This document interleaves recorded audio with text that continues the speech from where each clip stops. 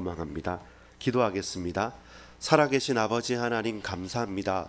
복된 날 우리를 부르시고 우리를 하나님의 뜻과 계획 가운데 택하신 이유들, 그리고 우리에게 허락하신 사명들, 연약하고 부족하지만 그럼에도 불구하고 하나님께서 하늘의 복으로 우리를 부르시며 맡기시며 그 말씀을 하나하나 성취시켜 가실 줄 확신합니다. 오늘 우리는 누구입니까? 오늘 우리는 누구여야 합니까? 오늘 가고오는 걸음 가운데 참된 응답, 참된 비밀의 큰 문들이 열려질 수 있도록 우리가 무엇을 해야 합니까? 무엇을 해야 합니까? 그 질문에 답할 수 있는 은혜의 문들을 열어 주옵소서. 믿고 감사드립니다. 예수 그리스도 이름으로 간절히 기도합니다. 아멘. 여러분 반갑습니다. 오늘 우리가 함께 나누어야 될 말씀은 누가복음 3장입니다. 3장 1절로 14절까지의 말씀을 중심으로 무엇을 해야 합니까? 무엇을 하리이까? 오늘 본문의 10절은 무리가 물어 이르되 그러면 우리가 무엇을 하리이까? 무엇을 해야 합니까? 이 질문에 답할 수 있는 날 되기를 소망합니다. 많은 일이 있고 많은 것들이 있습니다. 그 가운데 우리가 해야 할 것이 무엇입니까? 하지 않으면 안 되는 것이 무엇입니까? 반드시 해야 할 것이 무엇입니까? 그 질문을 이 아침에 함께 찾기를 소망합니다.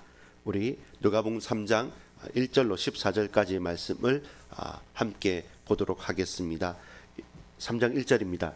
디베르 황제가 통치한 지 15해 곧 본디오 빌라도가 유대 총독으로 헤롯이 갈릴리의 분봉 왕으로 그 동생 빌립이 이두레와 드라고니 지방의 분봉 왕으로 루사니아가 아빌레네의 분봉 왕으로 안나스와 가야바가 대제사장으로 있을 때에 하나님의 말씀이 빈들에서 사가랴의 아들 요한에게 임한지라.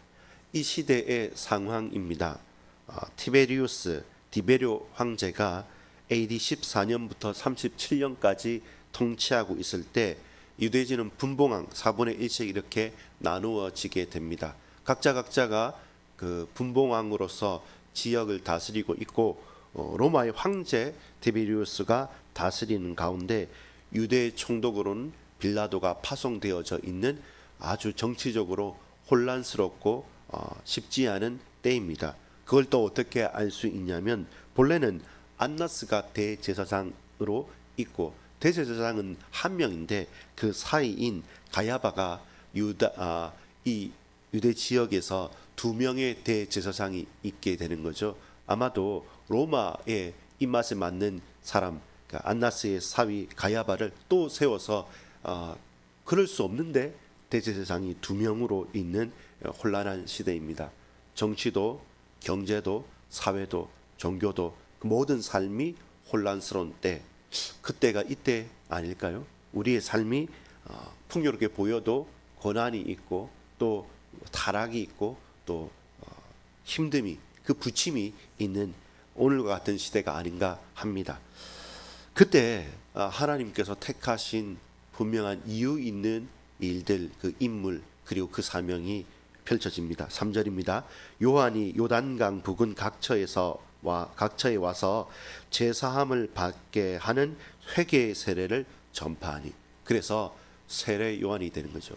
회개의 세례를 전파하는 세례 요한. 4절에 선지자 이사야의 책에 쓴 바 광야에서 외치는 자의 소리가 있어 이르되 너희는 주의 길을 준비하라. 그의 오실 길을 곧게 하라. 모든 골짜기가 메워지고 모든 산과 작은 산이 낮아지고 굽은 것이 곧아지고 험한 길이 평탄하여질 것이요 모든 육체가 하나님의 구원하심을 보리라 함과 같으니라. 하나님의 말씀의 성취로 400년 동안 막혔고 잠잠하게 침묵하였던 선지자의 역할들을 감당하는, 그리고 메시아의 길을 외치는 자가 나타나게 된 것입니다. 요한이 어떤 말을 합니까? 그 외치는 중심과 그 사명이 무엇입니까? 7절입니다. 요한이 세례 받으러 나오는 무리에게 이르되 독사의 자식들아 누가 너희에게 일러 장차 올 진노를 피하라 하더냐. 그러므로 회개에 합당한 열매를 맺고 속으로 아브라함이 우리 조상이라 말하지 말라. 회개에 합당한 열매를 맺고 속으로 아브라함이 우리 조상이라 말하지 말라라는 메시지를 증거합니다. 내가 너희에게 이르노니 하나님이 능히 이 돌들로도 아브라함의 자손이 되게 하시리니 이미 도끼가 나무 뿌리에 놓였으니 좋은 열매 맺지 아니하는 나무마다 찍혀 불에 던지리라. 무리가 물어 이르되, 오늘의 여절입니다. 그러면 우리가 무엇을 하리까? 무리가 물어 이르되 그러면 우리가 무엇을 하리이까? 11절입니다. 대답하되 이르되 옷 두 벌 있는 자는 옷 없는 자에게 나눠줄 것이요 먹는 것이 있는 자도 그렇게 할 것이니라 하고, 이제 세리들입니다. 무리들과 세리들도 세례를 받고자 하여 와서 이르되 선생이여 우리는 무엇을 하리까 하며 이르되 부가된 것 외에 거두지 말라 하고, 이제 군인들입니다. 14절입니다. 군인들로 물어 이르되 우리는 무엇을 하리까 하며 이르되 사람에게서 강탈하지 말며 거짓으로 고발하지 말고 받는 급료를 족한 줄로 알라 하니라. 아멘. 주의 길을 예비하는 세례 요한입니다. 그의 등장은 정치적으로 혼란스럽습니다. 또 경제적인 삶이 녹록하지 않은 때이고 또 수많은 군사적인 위협도 있었습니다. 속국으로 있었고 또 그 나라도 이렇게 저렇게 찢어발겨져서 나눠져서 종교적으로도 대제사장과 그리고 권력에 맞는 또 다른 대제사장 해서 극심한 혼란 가운데 도저히 소망이 없고 자포자기할 수밖에 없는 그때에 하나님께서 말씀하신 대로, 선지자의 글에 말씀하신 대로 주의 길을 예비하는 광야에 외치는 자의 소리인 세례 요한을 보내주셨고, 그 세례 요한이 회개 세례를 선포하고 전파하고 그렇게 그들을 거듭나는 길을 예비할 때 그들은 나와서 오늘 질문하는 것입니다. 무엇을 해야 합니까? 무엇을 해야 합니까? 무엇을 해야 합니까? 저는요, 여러분은요, 우리는요, 무엇을 해야 합니까? 그때 하나님의 말씀을 의지하여서 오늘 우리가 해야 할 그 일을 반드시 붙들고 또 수행하며 나아가는 것입니다. 세 가지를 보겠습니다. 첫 번째입니다. 누구에게 말씀이 임합니까? 누구에게 말씀이 임합니까? 저와 여러분에게 하나님의 말씀이 과연 임하고 있습니까? 내가 듣고 싶고 하고 싶고 내가 원하고 소망하고 기뻐하는 그 말만 듣기를 원합니까? 혹 쓴 말은, 혹 가장 필요한 말은 정작 듣기 싫어서 귀를 막고 있지 않습니까? 오늘 본문에 세례 요한에게 하나님의 말씀이 임합니다. 근데 그 말씀이 어떻게 임합니까? 2절에 보면 하나님의 말씀이 빈들에서 사가랴의 아들 요한에게 임한지라. 헤롯 왕궁에도 예루살렘 성전에도 수많은 율법 학자들과 대단한 사람들에게 임하지 않고 빈들에 아무도 없는 그리고 황량한 그곳에 하나님의 말씀이 임합니다. 그 빈들에 누가 있었습니까? 사가랴의 아들 요한에게 임하는 것입니다. 화려하지 않아도 빈들에 있다 할지라도 반드시 그가 하나님께 쓰임을 받고 하나님께 부름을 받은 자라면 그 어떤 곳이든 그가 있는 곳에 하나님의 말씀이 임합니다. 또한 하나님께서 당신이 쓰시고자 하는 자를 빈들로 광야로 이끄시기도 합니다. 우리는 그 환경과 조건에 흔들리는 자가 아니고 그것 때문에 영향을 받는 자가 아니라 어떤 환경과 사람도 넉넉히 하나님의 은혜와 말씀 가운데 영향을 주고 복음의 빛을 비추는 자로 부름을 받았습니다. 광야의 세례 요한에게 하나님의 말씀이 임하는 것입니다. 유력자도 성공자도 부자도 아니라 세례 요한에게 그가 비록 빈들에 있지만 바로 그곳에 하나님의 말씀이 임하는 것입니다. 세상을 향해서 외로워지는 것이 필요할 때입니다. 세상에 복잡한 것을 추구하며 나가는 때가 아니라 외롭게 빈들에 머물러야 할 때입니다. 언제까지요? 거기서 자리를 잡고 평생을 사는 것이 아니라 하나님의 말씀이 임할 때까지 빈들에 머무는 것입니다. 세상으로부터 외로워질 때 하나님께는 더욱더 친근하고 친밀할 수 있는 것입니다. 하나님의 음성이 들릴 때까지 우리가 있는 현장, 광야요 빈들이라 할지라도 그곳에 머무십시오. 세상에는 외로워지고 하나님께로는 더 가까이 가는 은혜가 있기를 소망합니다. 두 번째입니다. 주의 길을 예비하는 광야에서 외치는 자의 소리입니다. 나는 누구입니까? 누구에게 임합니까? 빈들에 있는 세례 요한에게 임하였고, 세례 요한 그는 누구이며 우리는 누구입니까? 하나님의 구원을 보라라고 외치는 저와 여러분은 광야에서 외치는 자의 소리입니다. 주의 길을 예비하는 자입니다. 주의 길을 예비하면서 광야에서 주의 길을 예비한다고 목소리 높여 외치는 자의 소리입니다. 사람이 많은 곳이 아니라 반드시 필요한 곳에 하나님께서 원하시는 그곳에서 저와 여러분은 말씀을 듣고 그 말씀을 외치는 것입니다. 광야입니다. 광야입니다. 사람이 없습니까? 아닙니다. 그 요단강과 광야에서 외칠 때 구원받을 자, 주의 구원을 볼 자들은 반드시 나오는 것입니다. 양이 목자의 음성을 듣는 것처럼 목자가 양이 바라는 목소리를 내는 것이 아니라 내 주인의 음성을 알고 쫓아가는 양들처럼 저와 여러분이 하나님의 음성을 듣고 쫓아가는 것입니다. 우리가 광야라 할지라도 내가 반드시 살고 하나님의 구원을 얻는 그 목소리를 우리는 길을 쫑긋 세우고 그 말씀에 청종해 가는 것입니다. 6절에 보면 모든 육체가 하나님의 구원하심을 보리라. 하나님의 구원하심을 보리라. 하나님의 구원이 보일 때까지 그 말씀을 청종하고 그 말씀을 따라가는 것입니다. 죄사함을 받게 하는 회개의 세례를 베푸는 그 현장으로 우리는 나아가는 것입니다. 여러분, 광야에서 외치는 자의 소리가 있습니다. 그 구원의 소리, 그 구원의 외침을 외면하지 마시고 그 소리를 청종하고 그곳으로 나아갑시다. 결론을 맺습니다. 마지막입니다. 오늘 저와 여러분에게 반드시 갱신하고 또 적용하고 다시금 점검해야 될 말씀입니다. 무엇입니까? 우리가 무엇을 하리까? 무엇을 해야 합니까? 라는 질문에 대해 확실한 답이 있다는 것입니다. 사실은 어떤 때는 저도 또 여러분도 우리도 무엇을 해야 될지 흔들릴 때나 또 헷갈릴 때나 또한 주저할 때 또한 마음이 연약해질 때가 있습니다. 그때마다 나는 뭘 해야 하지? 우리가 왜 무엇을 해야 되지?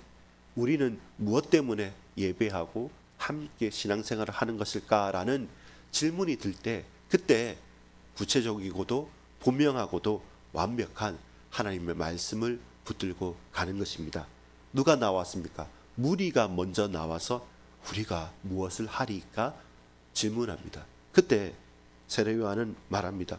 당신이 있는 것을 팔아서 나누어 주라는 겁니다. 있는 것을 나누어 주라는 겁니다. 평생 있을 것이 아니라 너희에게 준 것, 네가 가진 것은 반드시 나누고 반드시 증거해야 될 것이라는 것입니다. 옷도 나누고 음식도 나누라고 많은 무리들에게 말합니다. 더욱더 구체적으로 이제는 세리들이 왔습니다. 세례를 받고자 와서 그러면 우리는 무엇을 하리까? 다시 또 세리들이 질문합니다. 그때 말합니다. 네가 원래 해야 될 일을 하라는 것입니다. 그것이 뭡니까?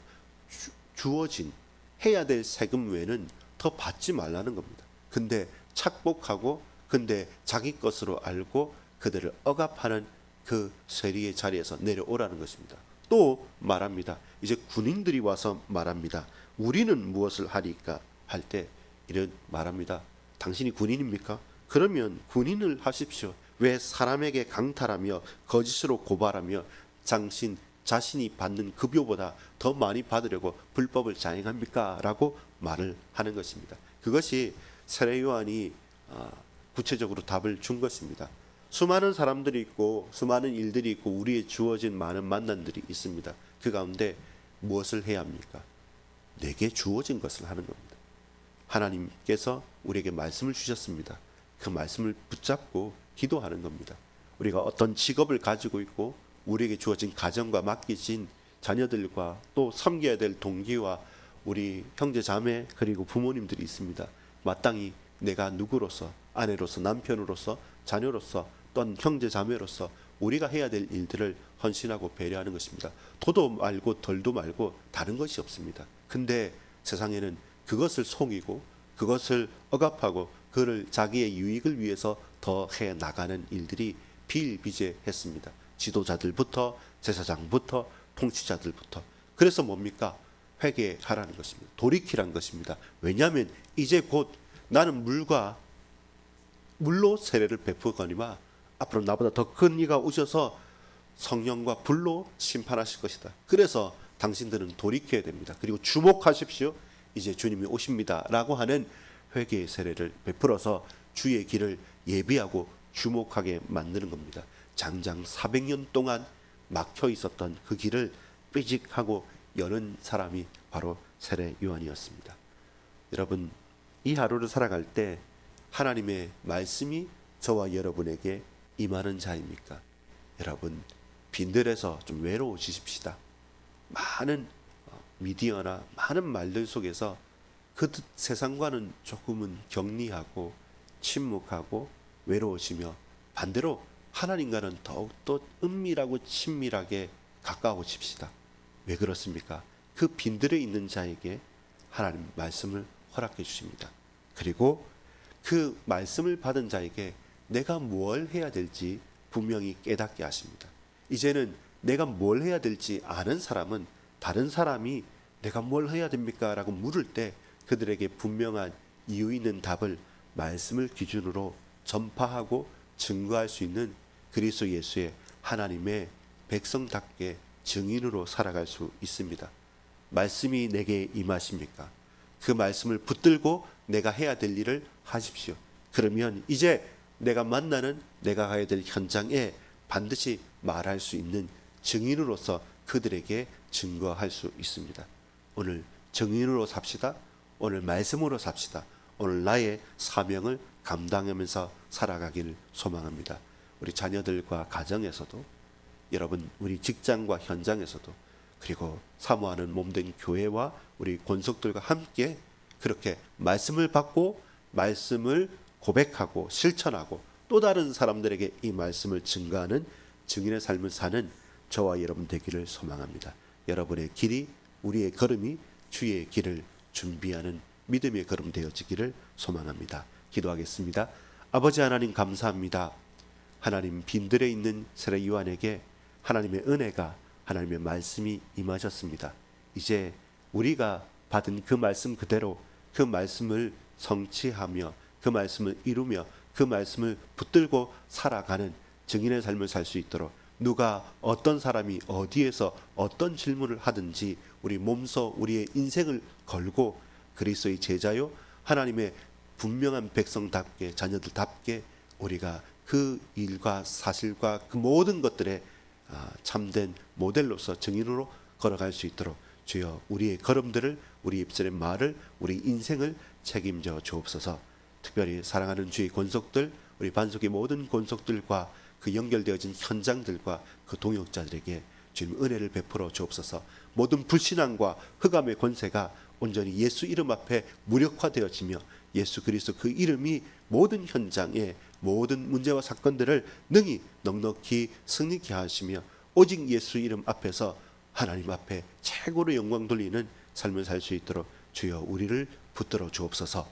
구주 예수 그리스도 이름으로 간절히 기도 올리옵나이다. 아멘. 말씀이 내게 임하는 하루, 그 말씀이 나의 평생에 성취되어지는 하루, 그리고 누구를 만나든 어디에 있든 무슨 문제든 하나님의 말씀으로 증거할 수 있는 증인의 삶을 사는 저와 여러분 되기를 소망합니다. 함께 기도하겠습니다.